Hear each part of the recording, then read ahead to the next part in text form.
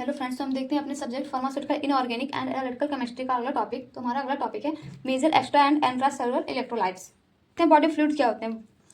Body fluids are liquid within the body that transport nutrient, regulate temperature and expels or remove waste product. जो हमारे body fluids होते हैं ये एक liquid होता है हमारे बॉडी में, जो ट्रांसपोर्ट करते हैं न्यूट्रिएंट्स का, रेगुलेट करते हैं टेम्परेचर को और ये वेस्ट प्रोडक्ट को रिमूव करते हैं, making up about 50 to 60% and adult total weight. जो हमारे एडल्ट होते हैं उनकी जो टोटल वेट होता है उसमें 50 to 60% हमारे फ्लूइड्स होते हैं। There are categorise into intracellular fluid and extracellular fluid. जो ये हमारे होते हैं बॉडी फ्लूइड, ये दो कैटेगरी में डिवाइड किए गए हैं। पहला तो है intracellular inside the cells and extracellular outside the cells. हम देखते हैं इलेक्ट्रोलाइट्स क्या होते हैं। Electrolytes are also known as ionic solutions, they have ions in solution. जो हमारे इलेक्ट्रोलाइट्स होते हैं ये आयनिक सॉल्यूशंस होते हैं जिसके पास आयंस होते हैं। Electrolytes are essential minerals in your blood, sweat and urine that carry a positive or negative electrical charge. जो हमारे इलेक्ट्रोलाइट्स होते हैं ये होते हैं एसेंशियल होते हैं मिनरल्स के लिए, और ये स्वेट या फिर यूरिन को ये कैरी करते हैं पॉजिटिव या फिर नेगेटिव इलेक्ट्रिकल चार्ज में। The extracellular fluid contain large amount of ions and along with nutrients and other substance for the cells। जो हमारे extracellular fluid होते हैं ये large amount में ions contain करते हैं, जो कि हमारे nutrients and other substance जो है हमारे सेल के उनके लिए important होता है। In intracellular fluid contain large amount of potassium, magnesium and phosphate. जो हमारा इंट्रासेलुलर होता है ये लार्ज अमाउंट में पोटेशियम, मैग्नीशियम और फॉस्फेट को ये कंटेन करता है। It is a substance that ionised when dissolve in soluble ionised solvent. किसी भी से सुटेबल आयोनाइजिंग सॉल्यूशंस या फिर सॉल्वेंट में डिसॉल्व करते हैं तो ये आयोनाइज्ड हो जाता है। अगला हमारा है there are following physiological ions. देखते हैं कौन कौन से आयन हैं। कैल्शियम हो गया, सोडियम हो गया, पोटेशियम हो गया, मैग्नीशियम हो गया, क्लोराइड हो गया, फॉस्फेट हो गया, बाइकार्बोनेट हो गया। तो हम देखते हैं पहले कैल्शियम आयन क्या होता है। Calcium is a important mineral and electrolytes which is responsible for the bone formations, muscles contractions, blood clotting and nerve signalling. जो हमारे कैल्शियम होते हैं ये एक इंपॉर्टेंट मिनरल्स या फिर इलेक्ट्रोलाइट्स होता है हमारे बॉडी को जो रिस्पॉन्सिबल होता है वोन के फॉर्मेशंस में, मसल कॉन्ट्रैक्शन में, ब्लड क्लॉटिंग में और नर्व सिग्नलिंग में। इसके जो सोर्स हैं वो है मिल्क हो गए, चीज़ हो गए, ब्रोकली हो गई, स्पिनचेस हो गए और फिर एग्स हो गए।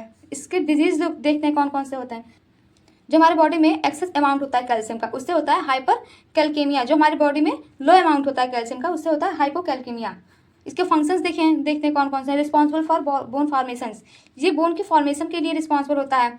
मसल कॉन्ट्रैक्शंस में रिस्पॉन्सिबल होता है। रिस्पॉन्सिबल फॉर टीथ फॉर्मेशंस, ये हमारे टीथ के फॉर्मेशंस में भी इंपॉर्टेंट होता है। अगला हमारा मिनरल्स या फिर इलेक्ट्रोलाइट्स जो है वो है potassium. Potassium is a important and primary electrolytes. जो हमारे पोटेशियम होते हैं ये इंपॉर्टेंट या फिर इसे प्राइमरी इलेक्ट्रोलाइट्स भी कह सकते हैं। Potassium is found inside your cells that carries a small electrical charge. जो हमारे पोटेशियम होते हैं सेल्स के अंदर पाए जाते हैं जो कि इलेक्ट्रिकल चार्ज को ये कैरी करते हैं।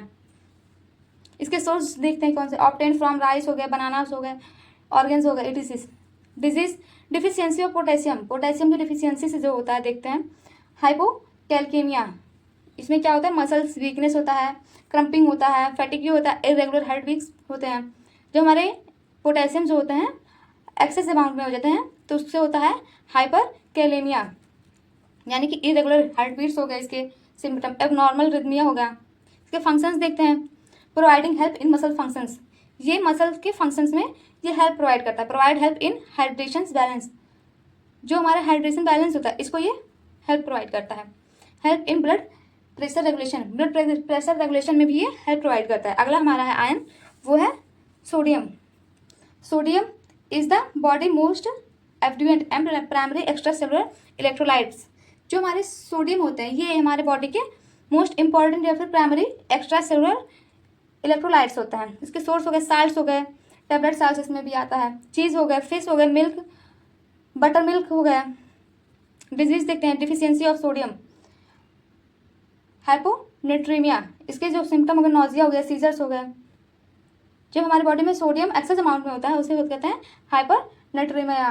फंक्शंस देखते हैं, responsible for controlling fluid level, ये फ्लूइड लेवल के कंट्रोल के लिए रिस्पॉन्सिबल होता है। मेंटेन ब्लड वॉल्यूम्स, ये ब्लड के वॉल्यूम्स को मेंटेन करता है। एसेंशियल फॉर नर्व फंक्शन, ये नर्व फंक्शंस के लिए एसेंशियल होता है।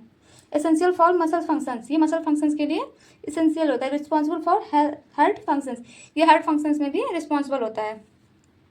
अगला हमारा है magnesium.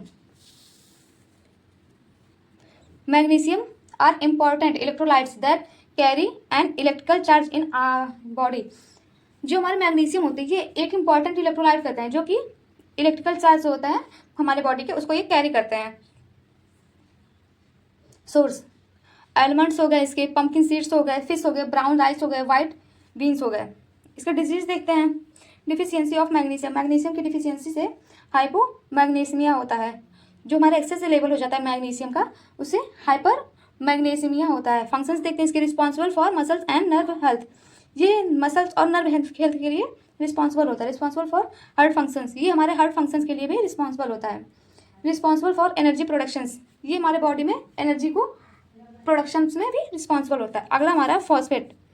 Phosphates are important electrolytes that responsible for bone health and cellular energy. जो हमारे फॉस्फेट होते हैं ये एक इंपॉर्टेंट इलेक्ट्रोलाइट होता है जो कि रिस्पॉन्सिबल होता है बोन के हेल्थ के लिए, और ये सेलुलर एनर्जी के लिए भी रिस्पॉन्सिबल होता है। सोर्स देखते हैं, obtain from protein, rice, food, milk, meets. देखते हैं डिजीज कौन कौन से होते हैं इसके। डिफिशियंसी ऑफ फॉस्फेट, यानी कि फॉस्फेट की कमी से होता है हाइपोफॉस्फेटेमिया, और जो एक्सेस अमाउंट में हो जाता है फॉस्फेट तो उससे होता है हाइपर फॉस्फेटेमिया। अगला फंक्शंस देखते हैं कौन कौन सा है। इसेंशियल फॉर प्रोडक्शन एटीपी, यानी कि जो हमारे एटीपी यानी कि जो हमारे सेलुलर एनर्जी होता है उसके प्रोडक्शन में भी ये हेल्प करता है। बोन बिल्डिंग में ये रिस्पॉन्सिबल होता है। बिल्डिंग टीथ, यानी कि टीथ के फॉर्मेशंस में भी रिस्पॉन्सिबल होता है। नर्व फंक्शंस, मसल फंक्शंस में भी ये रिस्पॉन्सिबल होता है। क्लोराइड देखते हैं क्या होता है। Chloride is a negative charge electrolytes minerals, जो हमारे क्लोराइड होता है ये एक नेगेटिव चार्ज इलेक्ट्रोलाइट्स मिनरल होते हैं।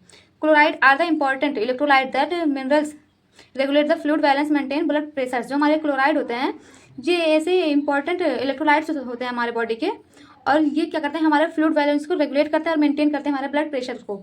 अगला हमारा है सोर्स। टैबलेट साल्ट हो गए या फिर सोडियम क्लोराइड हो गए, सी साल्ट हो गए, टोमेटो हो गए, वेजिटेबल्स हो गए।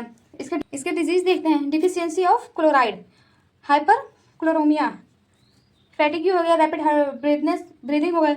एक्सेस लेवल जब होता है क्लोराइड का उससे होता है हाइपोक्लोरोमिया, इरेगुलर हार्ट बीट्स हो गए। इसके फंक्शंस देखते हैं, regulate fluid balance, maintain blood pressure and osmotic pressure maintain.